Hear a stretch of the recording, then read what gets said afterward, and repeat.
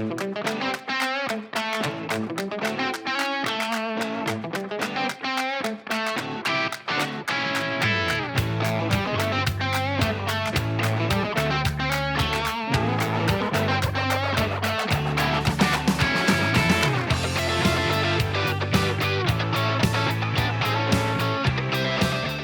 everybody. Welcome to Mr. Mom's World Speaks. Today, we have an amazing guest. Here at Mr. Mom's World Speaks, we are home to family, friends, fun, fur, food. Fur is two-legged or four-legged. We don't care, whatever order you want to place it in. We're just having fun here at Mr. Mom's World Speaks. My guest today, Dr. Russell, great guy because he has a name, Russell, of course, Dr. Russell Kennedy, author of Anxiety RX and a comedian. So welcome today. Last time you were here, we spoke on your book and its release. I am very hopeful that it is doing extremely well as we speak, and that you continue to have great success with it. Hey, tell me about the comedic part of anxiety, because there's got to be a comedic part. Oh, yeah. I mean, I think, I as we talked about before, it's all about the body, right? The body really, when you laugh and you laugh hard, there is all sorts of hormones and chemicals, stuff that gets released into your body that make you feel good. Right. It opens up what's called the ventral vagus, which is the main nerve of the rest and digest nervous system. So when we open up this vagus nerve, we have more ability to connect with each other, and laughter has a lot to do with that. One of my favorite clubs to perform in is in my hometown, Victoria. There's a club here called Hecklers, which is a bad name for a comedy club. I agree. Right. But it just, once you get a room together and they're all laughing together, because basically comedy is like a conversation. They're not talking back, at least hopefully they're not heckling you. Right. But their laughter is kind of like their version of the conversation. So it relaxes our system at a very, very almost primal level. Because, if you look back, at our ancient ancestors, thousands and thousands of years ago, if you were sitting around the fire laughing, there was no danger. There was no problem. Like you were actually completely in that scenario. And if there was a snap in the bushes or whatever, immediately you would stop out, you would lock out of it, and then move into something else. So laughter is just one of those things that, I always say laughter is the best medicine unless you have an STD. And then, and even then I can laugh about it. Yeah. But, the more you laugh, the more it burns, but that's okay. Ouch. So again, your book comes with information, obviously, but it also, as you have pointed out, comes with a sense of humor, a touch of humor. Yeah. And so was there a specific, when you were writing the book, was there a specific thought process to actually, no, you know what, this book is going to be funny, as opposed to it just happened as you were writing it? Well, it's a great question. No one's asked me that before because, in my doctor world,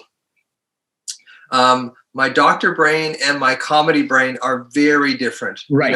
They don't kind of mesh at all.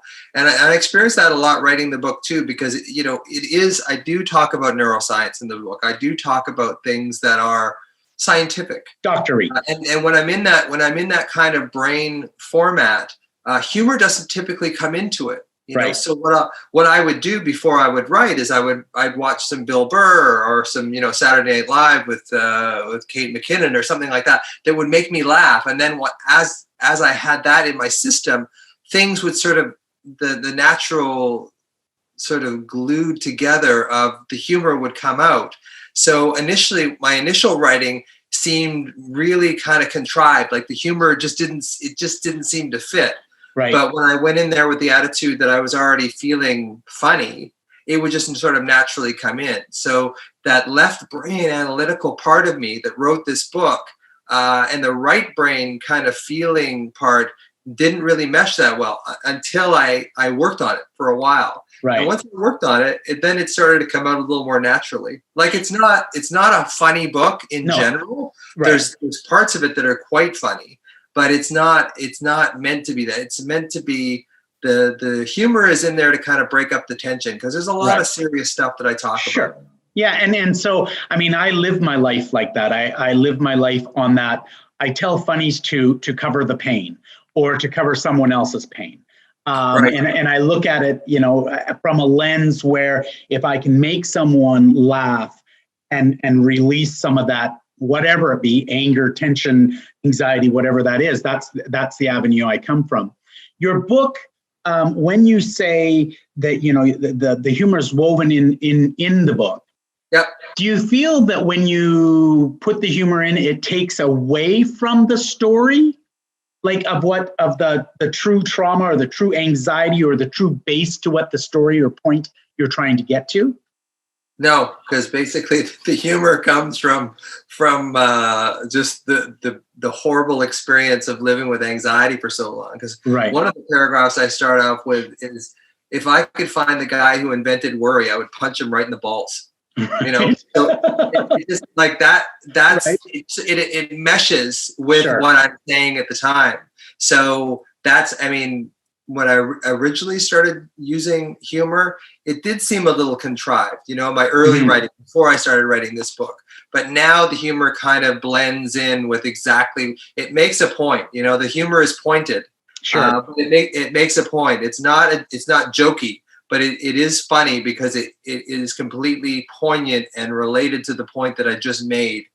Because I'll get reminded while I'm writing of a funny story that happened to me or one of my jokes or whatever, and I'll find a way of sort of weaving that in there. So it's I wouldn't say seamless, but I would say that there's definitely the humor is related to exactly what I'm talking about.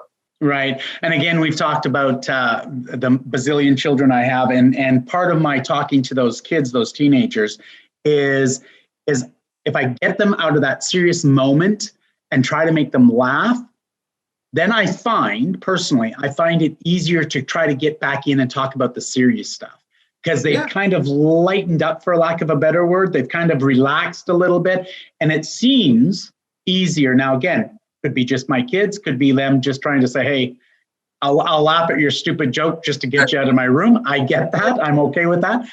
Do you feel that that's part of a great training process for our kids and more importantly, our school system? Maybe that's what we need to do in our school system. Yeah, but humor is one of those things that you can't teach. Right. I think you can try to be that way, but I think you either have it or you don't. Right. And I used to see some comedians who were terrible, really terrible, and didn't know they were terrible. And I also saw other comedians that were really good, right off because I used to host a lot of open mics. Sure.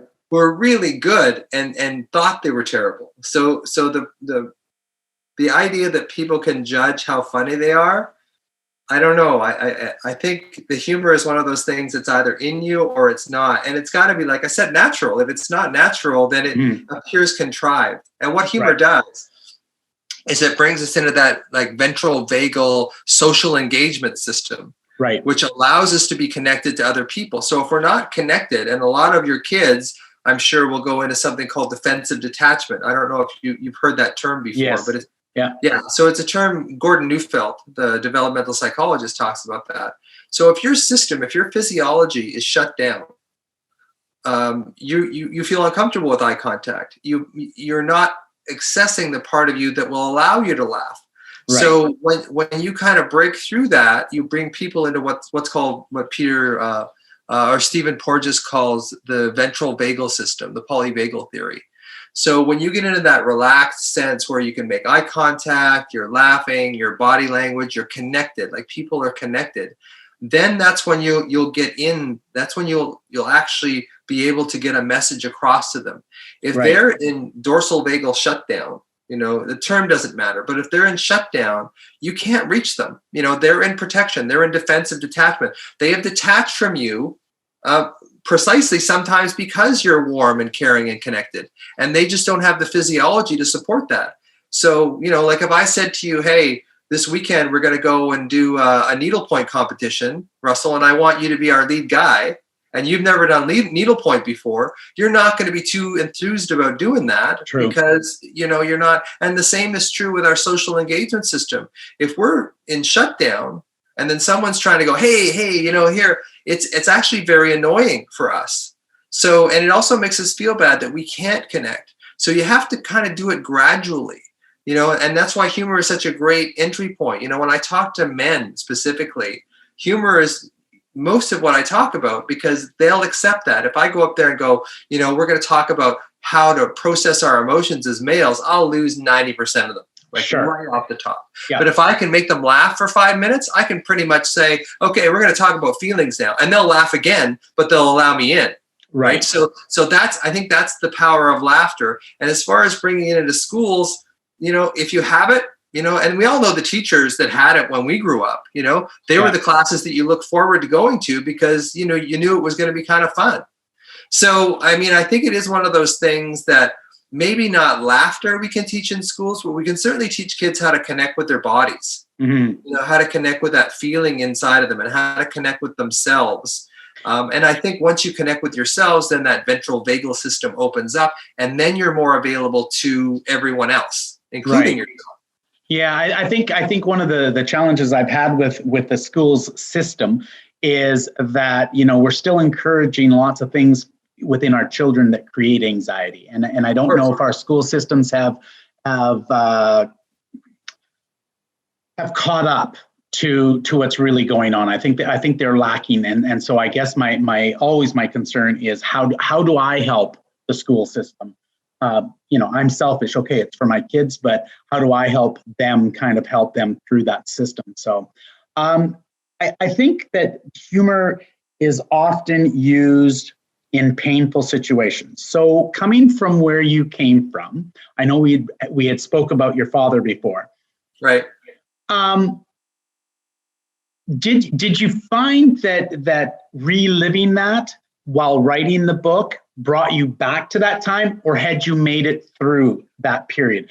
I call them triggers, call it whatever you want. Yeah. No, both. I think on part of it, it's a catharsis. It's going back into a place and remembering things that you didn't remember, because you're going in there and sort of dissecting it out. You'll remember lots of things, both good and bad. Right. So yeah, and I think. Now, is your father still alive? No. Okay. He actually committed suicide 30 years ago. Mm-hmm. So it's it is a painful memory for me a lot of the time. Now I have, because I look at him differently now, I don't look at that as painful.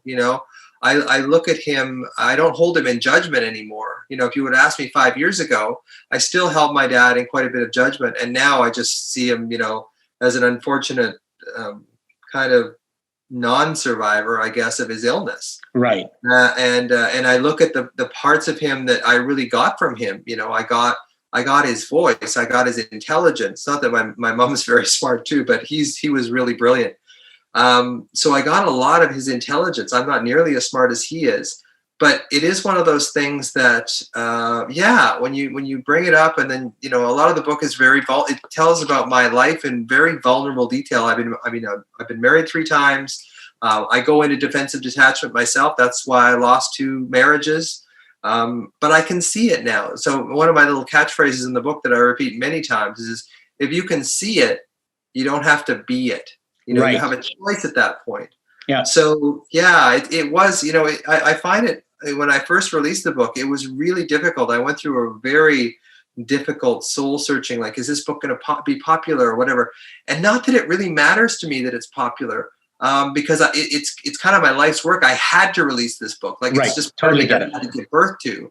Yeah. But it's releasing a lot of me and my vulnerability that, I've spent a lot of my life kind of, I used to be not a bodybuilder, but, fairly big guy as far as that goes. I've always been kind of type A, competitive, that kind of thing. So for me to kind of release something about the soft spots of my life that were really painful and hard to get through, and put that out for the world, has been really difficult.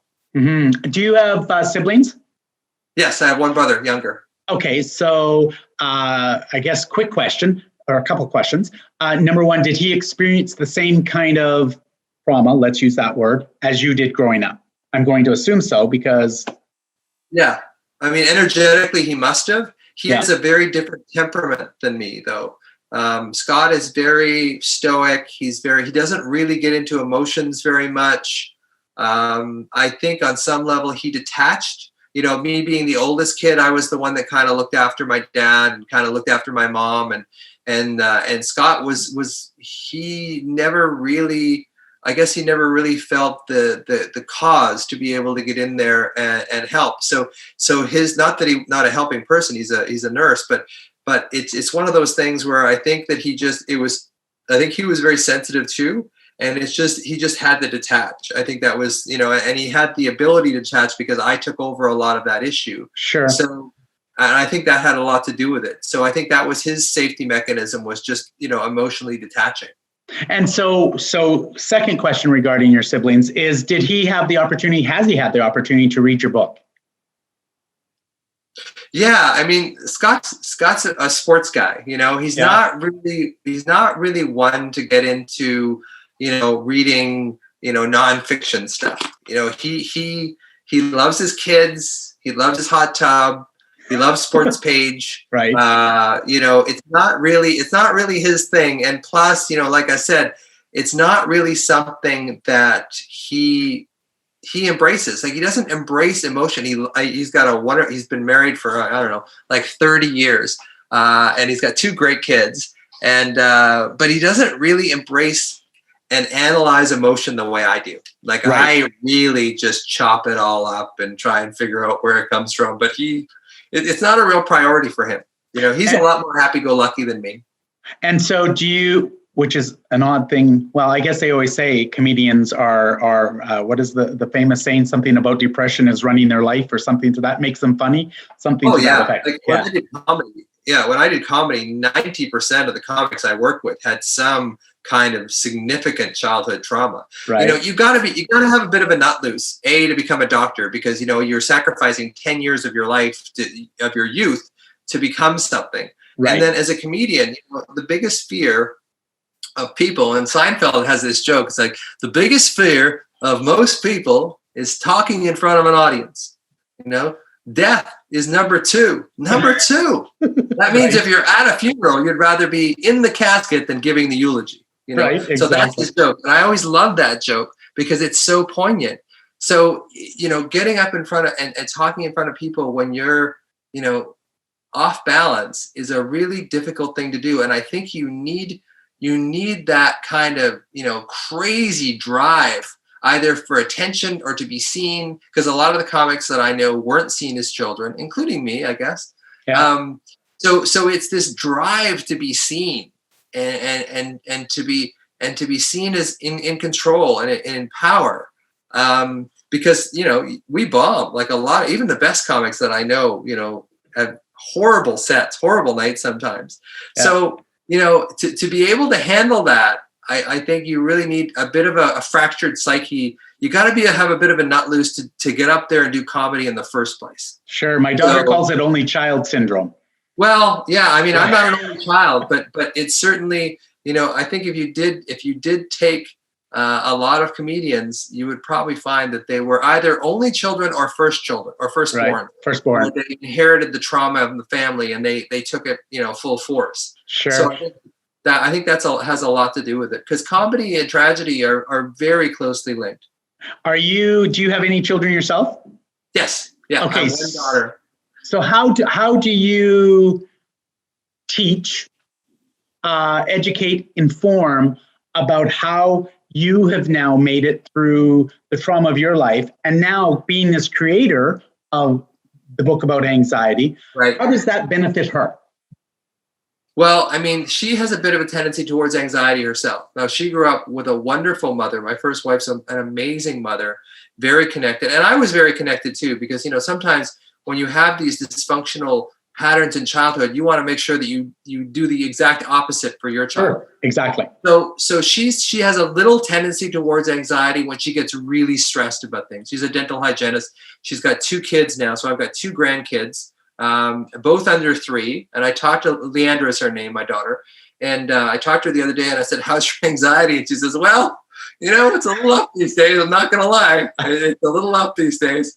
And so I've always trained her. There's a couple things and she told me the other day, said the best thing that you ever taught me about my anxiety was to ask myself, am I safe in this moment? Right. am I safe in this moment? Because, in the middle of the day or the middle of the night, you can always ask yourself, am I safe in this moment? And typically, I'm not a great fan of thinking when you're anxious. I prefer people just to go into their body and try and just get away from thoughts, or, use your energy in sensation as opposed to creating all these negative thoughts. But she's told me, she said, that's the best thing that you've ever told me, because I realized in that moment, and then making a specific attention to my safety. Like, I am safe in this moment. I may not be safe in 2 hours when I have to talk to the PTA, or when I have to write an exam tomorrow morning. I may not feel safe then, but right now, in this very moment that I'm in, I'm actually safe. And a lot of people with anxiety never allow themselves the luxury of feeling safe at all, because what they have to do is they have to be constantly, and you'll know this with your kids, they have to be constantly vigilant. They're constantly looking out for so if you make a point of telling them, are you safe in this moment? I know that you're a little stressed, but in this moment, when you look around, when you're eating your grilled cheese sandwich, at this moment right now, sipping your Pepsi or whatever you give them. Not pop in my house. Yeah, I bet. Yeah, I caught my error as soon as I said that. When you're sipping your organic juice, are you safe? And that would be something that I would go through the house with your kids, and just as you see them in their bedroom, they're working on their iPad or whatever. It's like, can you take like 5 seconds and just assure yourself that you're safe in this moment? And just do even it. without a trigger. You mean like just walk just into the room, knock, knock, knock? Well, I don't know if well, I mean, yeah, you could do that too. But basically what you're trying to teach them how to do is just realize and pay attention to and draw an intention around the fact that they are actually safe. Because a lot of kids that you will look after will have this hypervigilance where they never allow their guard to go down. Right. And you have to show them the other side. You have to show them that there is a safe place, even if it is just for 5 seconds, because what that does is it shows the unconscious mind, hey, you know what?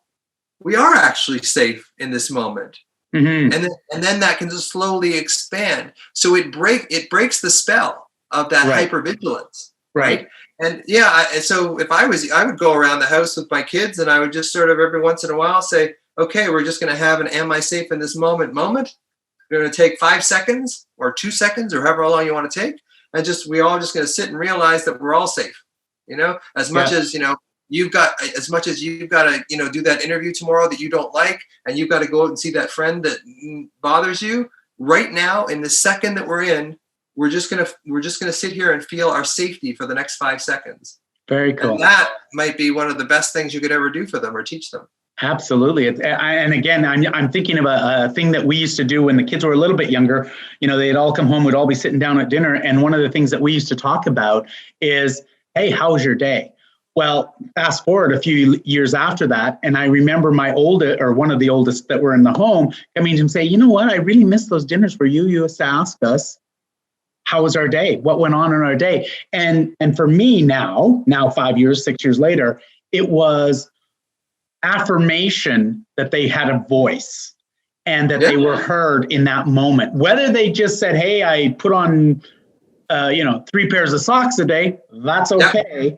They felt that they were heard. So for me, that was really good feedback in now, what seems to even be the next step.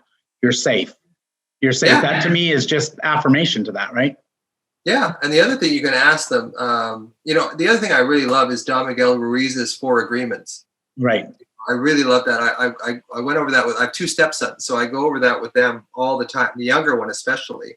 But some of the things that you can ask them is like, what was the safest part of your day today? What was the time of day that you felt the safest? Mm-hmm. It's like, well, when you came and got me, or when you dropped that, sandwich off to me for lunch when I forgot my lunch, that was when I felt the most safe. And it's like, okay, can we take just 5 seconds and just sort of, relive that moment for a second, just into that safest part of your day? Because really what you're trying to do is break that hypervigilant spell that all your kids will have, especially if you've been in care as a kid, you're hypervigilant. I don't think there's any kids who aren't kind of constantly looking out. And a lot of them are extremely good at looking after other people. They're like, you'll come in and I'll have one of my friends son's girlfriends. And whenever I would talk, she was like, "Hey, Dr. Kennedy, how you doing? How's the book going? She would never ask about herself at all, but it was really important for her to connect with me that way. But in a way, it wasn't really coming from a really solid place. It was coming from a place of like, I want you to look at me favorably. Right. You know, I don't want to. I don't want to take the risk that I can't control how you think of me. Right. You know, so when you say to kids, it's like, you know, you're going to screw up. That's going to happen. You know, and we're going to say, and I love that about you, and we're going to move on from that.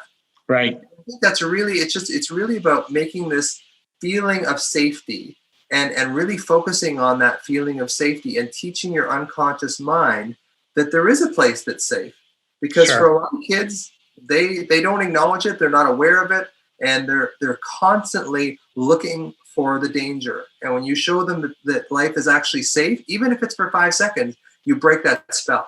Right. And they can start to build a level of safety, kind of boundaries as they go and find out this level's safe, the next level's safe. And then I find it instills the confidence when they know.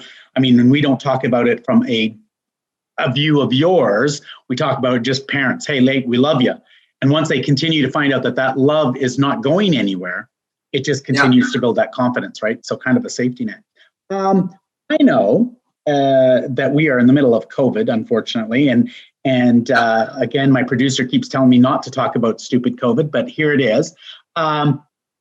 I don't know if you have an agent yet. I don't know if indeed you are going on the speaking trail, but I can think of a bazillion organizations that should have you come, to include many of the school boards, and talk about anxiety.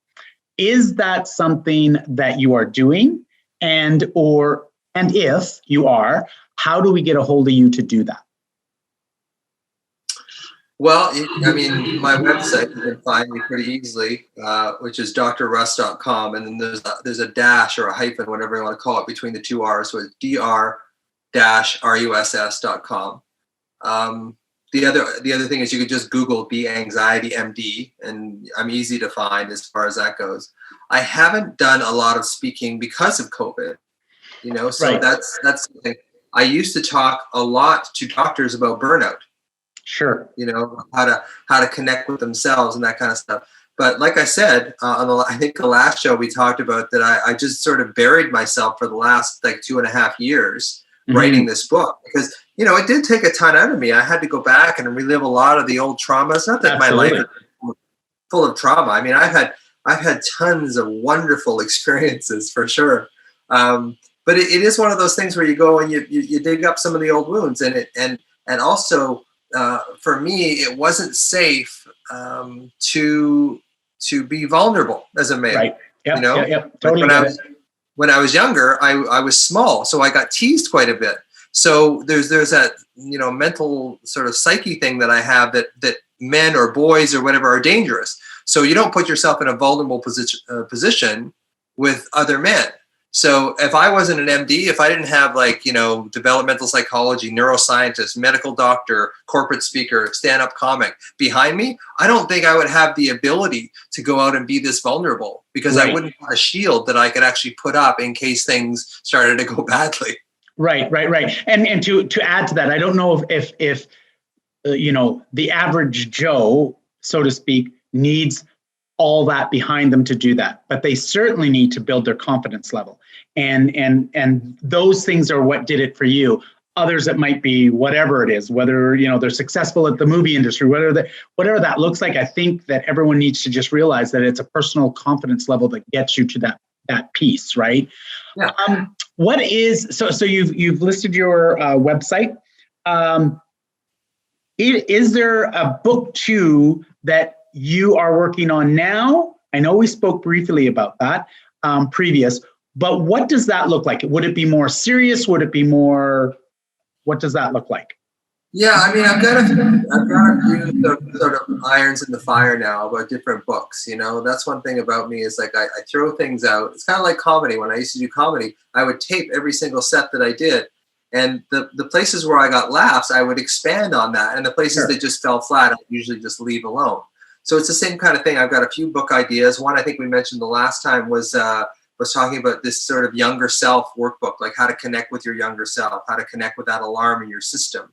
So that I've kind of laid that out a little bit. There's other things that I'd like to do. I write a fair amount of articles for like Elephant Journal, Facebook. I'm always posting stuff on Facebook. Instagram, I'm not as great at, but it's coming along for sure. Yeah. And then I'm developing a site on Facebook for anxiety. You know, one of the things that I see in the anxiety groups that are on Facebook now is they're basically just victim platforms. Right. You know? People are like, oh, this has happened to me. My boyfriend's left me. I've lost my job and that kind of stuff. And it's not empowering. You know, one of the things about anxiety that I find or alarm with people is it disempowers people. And the more disempowered they feel, the more alarmed they get. Mm-hmm. So if you adopt a victim mentality, and I say this to everybody, you'll never get out of anxiety. Like exactly. Couldn't agree more. I again, I'll just quickly, before we go, I'll just quickly tell you the story. My aunt and I experienced similar trauma as our kids. We were both sexually abused by the same uncle, and she never rose above it. And I always look at it as a piece of my life that I learned from, and that I'm moving forward from, and that I want to, you know, I don't look at it as necessarily a bad thing to me. I look at it as, listen, this is who I am. It's a part of who I am. How do I move above it? And the best, you know, way for me to be successful in that is to become successful, if that makes any sense. It isn't to be the victim. And I, you know, I tell my kids all the time, yes, you come from care. Yes, you've had challenges. Yes, you've had problems, but you get 5 minutes a day to feel sorry for yourself. After that, we're going to pull our bootstraps up and we're going to move on with the day, because that's life. You're going to have to do that.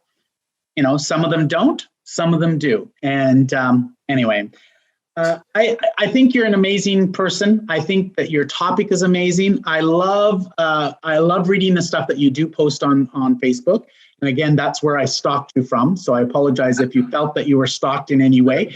And I look forward to actually having you on the show again. And again, about the speaking things, when we're off air, if you want to speak, you just let me know. We'll get you hooked up, because I've got lots of organizations that I think would benefit from your experience. Thank you so much, Dr. Russell Kennedy, author of The Anxiety RX. Hold it up. Perfect. Awesome. Thank you so much for being my guest. Enjoy. Please stay safe. Thanks, Russell. And thank you for doing the work you do with kids. It's the best work in the world. Thank you so much.